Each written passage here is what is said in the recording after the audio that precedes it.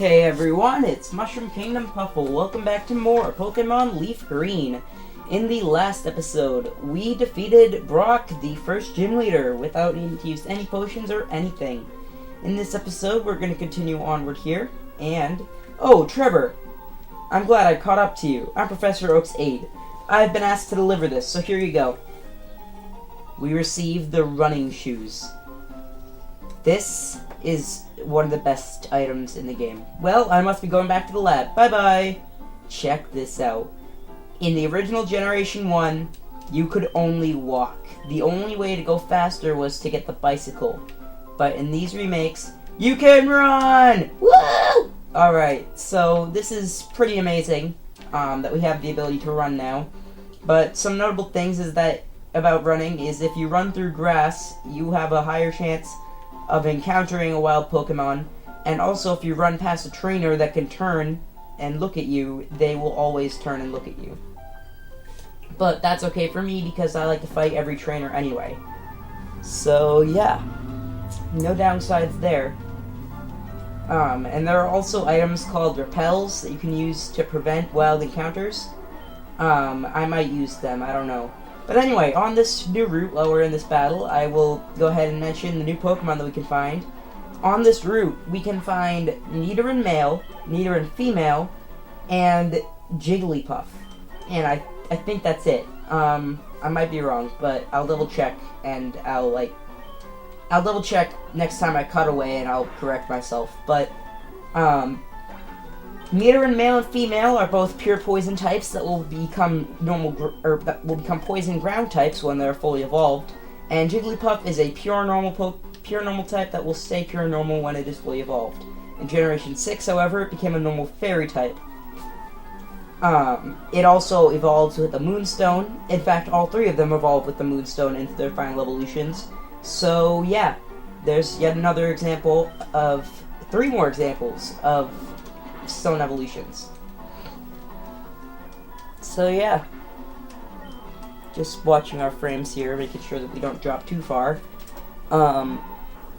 Anyway, yeah, we're just burning up these bugs. This Weedle should be a fully evolved Pokemon at this point. I don't know why it isn't. That's gonna be a kind of sort of trend with these kinds of trainers. They're gonna have Pokemon that should be fully evolved, and they just they just should be evolved in general. And they just aren't, especially with these bug-type Pokemon.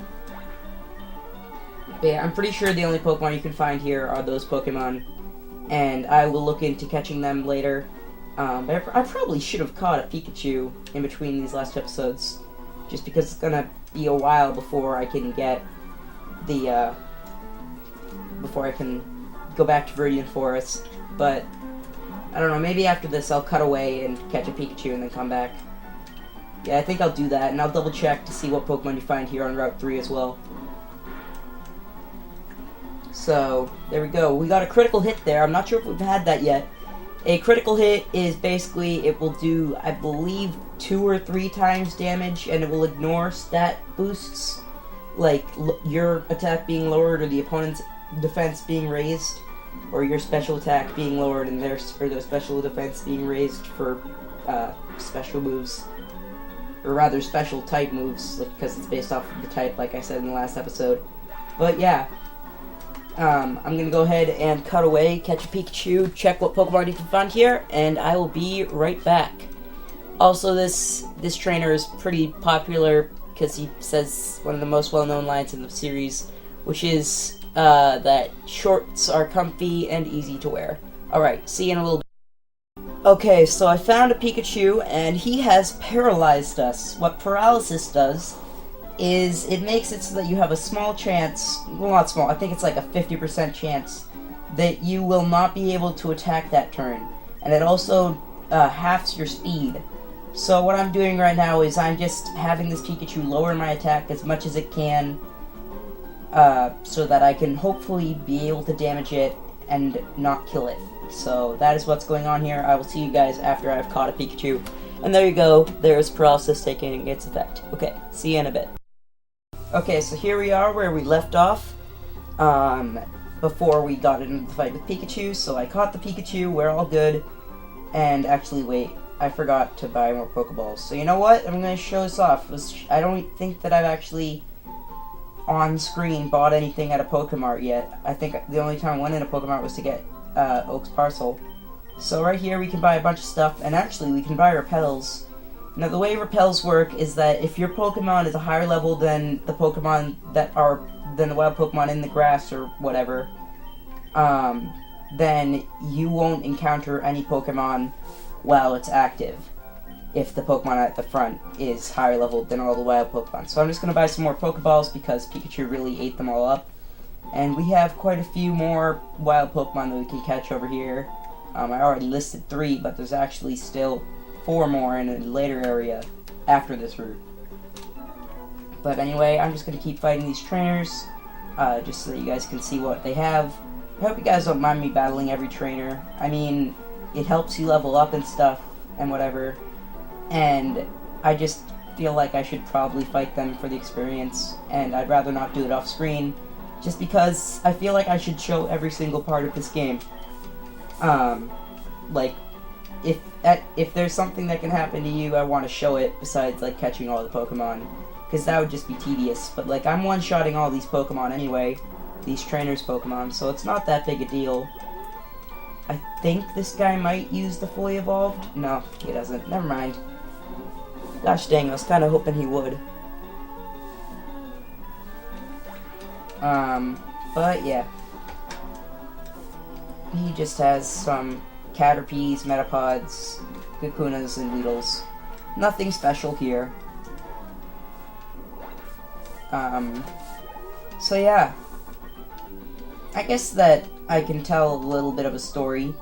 I, one time, it was on an emulator, but I still did it. Hey, you're not wearing shorts, what's wrong with you? That was a little loud, I'm sorry. But, anyway, it was on an emulator, but I did a single Pokemon run of Pokemon Fire Red with just a Charizard. I used other Pokemon for, HM moves, which are moves that can be used outside of battle, like Flash, which was mentioned in the last episode. So I managed to beat the entire game, and just with the Charizard and then some HM slaves, as they're called by a lot of Pokemon fans. So yeah, I got him up to level 100, and then I wished that I'd done it on a cartridge so that I could have actually transferred him down, but now I have another level 100 Charizard in my Pokemon X game, so it's all good. Even has the same name. Okay, so right there, that was Quick Attack. Quick Attack is a move that has priority, which means that even if you're slower than the opponent, you will still go first. There are quite a few different types of priority moves, but Quick Attack is the most common one. If a Pokemon's going to learn a priority move, for the most part, it's going to be Quick Attack. And even if it has other ones, it normally can still at least learn Quick Attack along with some other ones. I'm not exactly sure which of these are in this generation, but I know that other priority moves are Shadow Sneak, which is a Ghost-type priority move. I'm pretty sure that was introduced in Generation 4. Then, there's Aqua Jet, which is a Water-type priority move, and just stuff like that. And this Caterpie should definitely be fully evolved. But yeah, for those of you who thought that I was being really stupid with, fully evolving those Pokemon against the level 2, 3, 4, and 5 Pokemon, that I showed off at the beginning of the last episode, you're right. I'm insane, and I'm never doing that again. When I can evolve Pokemon from now on, I'm gonna wait until I can easily get them. Like, I'm able to fight Pokemon that are easily able to be fought, and I found a wild Pokemon. By the way, when I was in Viridian Forest, I ran away from all the Pokemon that I encountered so that I didn't, gain a level off screen. But I'm still gonna fight all the wild Pokemon that I encounter on screen, just because they're easy to take out. Wait. Did I talk to her, or did she turn around and notice me because I was running? I don't know, honestly. But right here, she has a Jigglypuff, and her name is Robin, so I always thought that it was weird that Robin in Smash Brothers could be female, but I guess that it actually is a female name. Huh. Learn something new every day. So yeah, she's gonna have a Jigglypuff, which is not exactly a common Pokemon. It's a pretty rare find on this route, but it is here. And down it goes. Alright. So we're gonna go ahead and just keep going onwards. And I feel like there's a hidden item here, but I'm not gonna look for it. What are you saying? Whew, I better take a rest. Groan. That tunnel from Cerulean takes a lot out of you. So, what he's talking about, actually, is right here on Route 4. Wow, that's a boulder badge you got from Brock, didn't you? Brock's cool. He's not just tough. People like him and respect him. I want to be a gym leader like him. What do you have to say? Ouch, I tripped over a rocky Pokemon, Geodude. Alright. No hidden items there. So we're going to go ahead and head inside this Pokemon Center. And we're going to go ahead and rest our Pokemon. But yeah, they're talking about Mount Moon. That is the tunnel that he was talking about there. So we're going to go ahead and go inside Mount Moon. Because why the heck not? So, here in Mount Moon, we have 4 new encounters. We have Geodude, a rock ground type that is rock ground when it is fully evolved. However, in order to evolve it, you need to trade its evolution with someone, and it will evolve upon being received. However, it's pretty hard to find someone to trade with nowadays for Generation 3. It might not be as hard if you're playing through the Generation 1 Virtual Console on the 3DS, but if you're playing through this like me, it might be a little hard to find a trade partner. Luckily, I did. Then right here we have Zubat. Zubat is a poison flying type, and it will stay a poison flying type when it is fully evolved.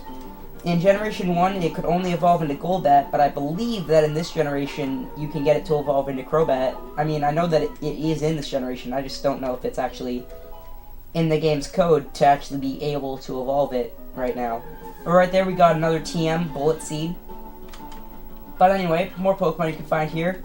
You can find the Pokemon Paris, which is a grass bug type, and it can have the ability Dry Skin, and both grass and bug are weak to fire. And Dry Skin makes it so that you take 1.5 times the damage from fire-type moves, meaning that Paris, and its evolved form Parasect, can take 5 times damage from fire-type moves. But yes, it stays a bug grass type when it is fully evolved.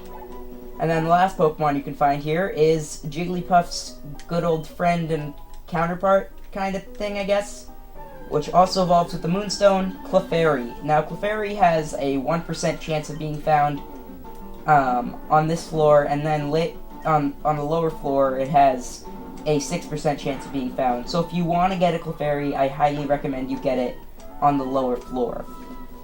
Now, I'm not sure if we're going to be finishing this cave in this episode. We probably won't, because we're already 13 minutes in, and this is a pretty long cave. But I probably will still, I probably will get pretty far into it, and then I'll probably go out, catch some Pokemon from the previous route and in here, and we'll be good. Now, I'm really hoping to find a specific Pokemon here, just because I want to show it off. Oh crap. I think I just accidentally hit select and swapped Ember and Scratch. I did. Okay, let's fix that. There we go. Also, Charmeleon learned Smokescreen. That, like Sand Attack, is going to lower the opponent's accuracy, making them less likely to hit you. So that can be pretty jerkish to use against another person, but it's not that big a deal if you want to use it in single player, because you're not going to get punched in the face for doing it against a computer. So yeah. Right here, this character Iris has a Clefairy, so this is what you can find here with that 1% chance or 6% chance on the lower floor. Clefairy is a pretty tanky Pokemon. It's not the best tank, but it certainly is a good one. And yeah, of course that hit. Sing! can put you to sleep. Sleep is another status condition, which makes it so that for a certain amount of turns, you won't be able to do anything. Sing has a 65% chance of hitting. It's a very low accuracy, and it landed on me. Of course it did. Great. So we just gotta sit through this, and hopefully we will wake up before this Clefairy kills us with its double slap. Wake up! My goodness, this is annoying. Please, don't die. Okay. If it does, if I probably will go heal now. Critical hit, that's what you get. I'm probably gonna go heal at the Pokemon Center now, so let's just go do that. It's right outside, so I don't feel like I need to cut. Let's go! Whee! I am so glad that I'm able to run, because again, I'm not sure if I said this yet, but I'm playing through Pokemon Red on the Virtual Console, and it is so annoying for the first few parts of the game, where you can't go fast at all. And once you get the bike, you will never not ride the bike, unless if you're inside a building, because then you can't use the bike, obviously. Alright, so you know what, I'm just gonna try and find this specific Pokemon that I want, because I'm just gonna go ahead and say it. We need a Geodude, because I'm going to be using Geodude on my team.